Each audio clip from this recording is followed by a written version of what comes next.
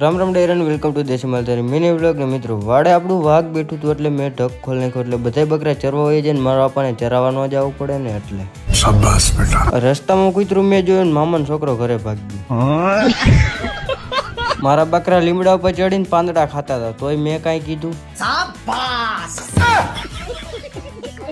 અડધી ઢકની વેંડી પડી ગઈ હતી એટલે મેં આખી પાડીને પૂરી કરી નાખી અને પછી મારે જ ચણવી પડી હતી નો ચણ્યો હોત તો મારા બાપા મને હોજાડી દે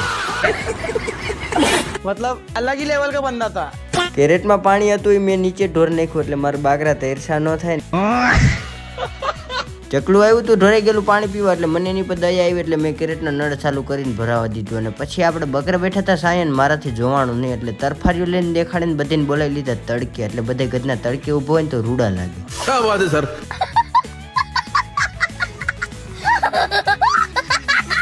આ પાર્ટ 2 જોવો હોય તો ફોલો કરતા જજો ને મિની વ્લોગ બનાવી ગયો તો ને ગાંડો વ્લોગ બની ગયો ભાઈ।